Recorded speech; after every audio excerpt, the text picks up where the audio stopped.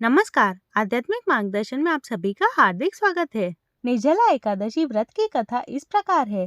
भीमसेन व्यास जी से कहने लगे कि हे पितामह, भ्राता युधिष्ठिर, माता कुंती, द्रौपदी, अर्जुन, नकुल और सहदेव आदि सब एकादशी का व्रत करने को कहते हैं, परंतु महाराज मैं उनसे कहता हूँ कि भाई मैं भगवान की शक्ति पूजा आदि तो कर सकता हूँ, दान भी दे सकता हूँ, परंतु भोजन के बिना नहीं रह सकता।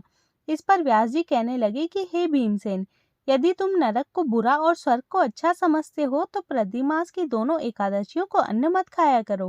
भीम कहने लगे कि हे पितामह, मैं तो पहले ही कह चुका हूँ कि मैं भूख सहन नहीं कर सकता।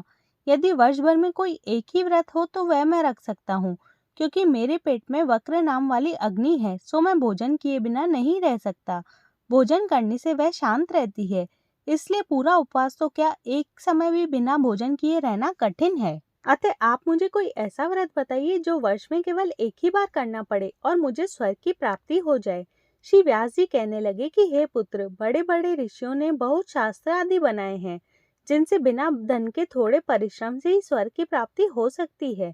इसी प्रकार शास्त्रों में दोनों पक्षों की एकादशी का व्रत मुक्ति के लिए रखा जाता है।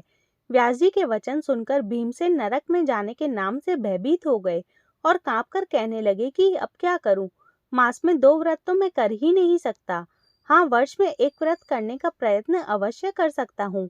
अतः वर्ष में एक दिन व्रत करने से यदि मेरी मुक्ति हो जाए तो ऐसा कोई व्रत बताइए।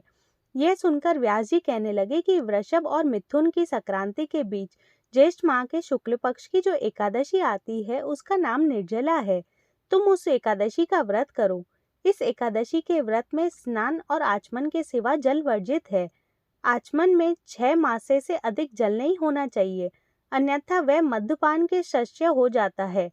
इस दिन भोजन नहीं करना चाहिए, क्योंकि भोजन करने से व्रत नष्ट हो जाता है। यदि एकादशी को सूर्योदय से लेकर द्वादशी के सूर्योदय तक जल ग्रहण न करें तो उससे सारी एकादशियों के व्रत का फल प्राप्त होता है। द्वादशी को सूर्योदय से पहले उठकर स्नान आदि करके ब्राह्मणों को दान आदि देना चाहिए। इसके पश्चात भूखे और सत्पात्र ब्राह्मण को भोजन कराकर फिर आपको भोजन कर लेना चाहिए। इसका फल पूरे एक वर्ष की संपूर्ण एकादशियों के बराबर होता है। व्यास जी कहने लगे कि हे भीमसेन, यह मुझको स्वयं भगवान ने बताया है। इस एकादशी का पुण्य समस्त तीर्थों और दानों से अधिक है। केवल एक दिन मनुष्य निर्जल रहने से पापों से मुक्त हो जाता है। जो मनुष्य निर्जल एकादशी का व्रत करते हैं उनकी मृत्यु के समय यमदूत आकर नहीं घेरते, वरन भगवान के पार्षद उसे पुष्पक विमान में बिठाकर स्वर्ग को ले जाते हैं। अतः संसार में सबसे श्रेष्ठ निर्जला एकादशी का व्रत है, इसलिए यत्न के साथ इस व्रत को करना चाहिए। उस दिन ओम नमो भगवते वासुदेवाय मंत्र का उच्चारण करना चाहिए और गौदान करना चाहिए।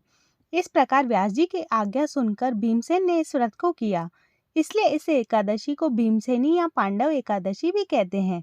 निर्जला व्रत करने से पूर्व भगवान से प्रार्थना करें कि हे भगवान, आज मैं निर्जला व्रत करता हूँ, दूसरे दिन भोजन करूँगा। मैं इस व्रत को श्रद्धापूर्वक करूँगा, अतः आपकी कृपा से मेरे सब पाप नष्ट हो जाएं। इस दिन जल से भरा हुआ एक घड़ा वस्त्र से ढककर स्वर्ण आदि दान करना चाहिए। जो मनुष्य इस व्रत को करते हैं उनको करोड़ पल सोने के दान का फल मिलता है, और जो इस दिन यज्ञादि करते हैं उनका तो फल का वर्णन किया ही नहीं जा सकता। इस एकादशी के व्रत से मनुष्य विष्णु लोक को प्राप्त होता है।